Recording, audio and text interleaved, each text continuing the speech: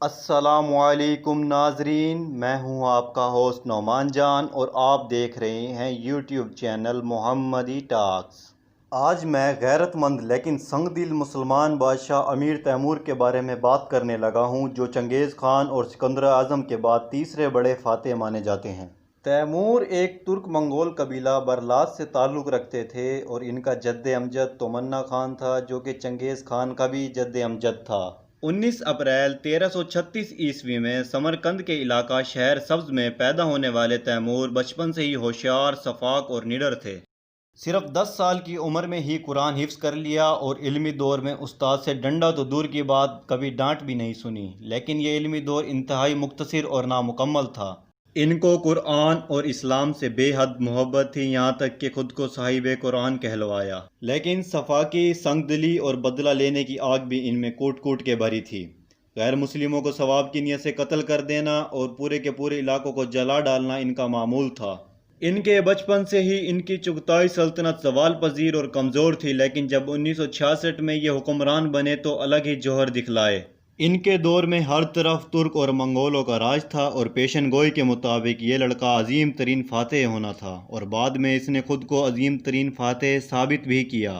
اپنی سلطنت کو پھیلانے کے لیے ایسے سلسلے کا آغاز کیا جو اس کی موت تک مسلسل 37 سال تک جاری رہا۔ لڑنے میں اتنی مہارت تھی کہ ایک ہاتھ میں تلوار اور ایک ہاتھ میں کلہاڑا پکڑ کر یہ لگاتار کئی گھنٹوں لڑ سکتے تھے۔ ابتدائی سالوں میں چغتائی حکومت پر قبضہ حاصل کیا اور پھر کاشغر، خوارزم، خراسان، ہرات، نیشاپور، قندھار اور سیستان کو فتح کیا۔ پھر یورش 6 سالہ میں مازندران، گرجستان پر بھی قبضہ حاصل کر لیا اور بے حد قتل عام کیا۔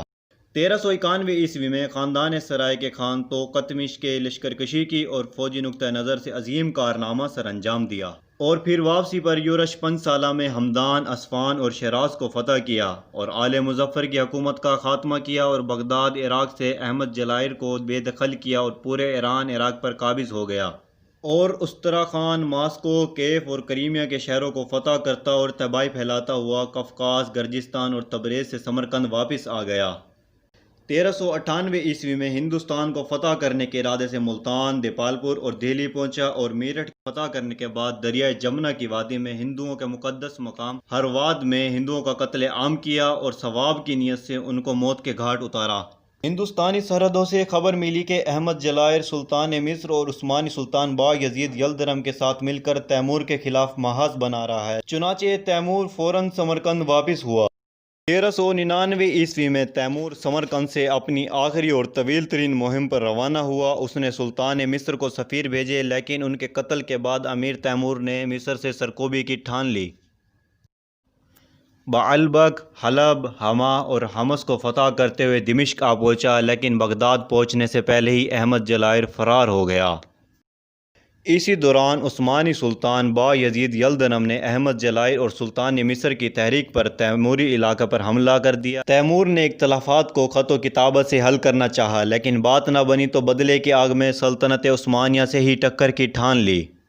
عثمانی سلطنت کے 4000 جنگجو سپاہیوں کو زندہ دفن کرنے کا سن کر با یزید یلدرم نے قسطنطنیہ کا محاصرہ ختم کیا اور انقرہ کے مقام پر 21 جولائی 1402 عیسوی کو دونوں آمنے سامنے آ گئے۔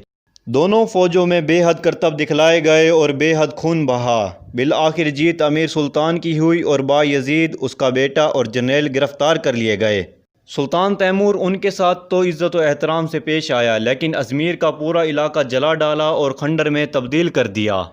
اس خبر کو سن کر سلطان مصر کے بھی رونگٹے کھڑے ہو گئے اور پریشانی کے عالم میں سفیر بھیج کر امیر تیمور کی اطاعت قبول کر لی۔ تیمور کے نام کے سکے ڈھالے گئے اور مکہ مدینہ جیسے معزز شہروں میں بھی اس کا نام خطبے میں پڑھا جانے لگا۔ سمرقند آنے کے بعد اپنی وراثت سمجھتے ہوئے چین پر حملے کی تیاری کی اور اس کے علاوہ وہاں کے مسلمانوں کا قتل عام کا بدلہ لینے کے لیے جہاد کا ارادہ کیا۔ چین میں زیادہ سردی اور اپنی طویل عمر کے سبب بیمار ہو گیا۔ یوں 18 فروری 1405 عیسوی کو غیرت، غصہ اور بدلے کی آگ کا دوسرا نام امیر تیمور انتقال کر گیا اور اس کی نعش کو سمرقند میں دفنایا گیا۔ اس سے متعلق مزید معلومات کے ساتھ جلد ہی حاضر ہوں گا۔ ویڈیو پسند آئے تو لائک اور ہمارے چینل کو سبسکرائب ضرور کریں، اور مزید ایسی ویڈیوز کے لیے بیل آئیکن کو دبائیں۔ دعاؤں میں یاد رکھیے گا۔ اللہ حافظ۔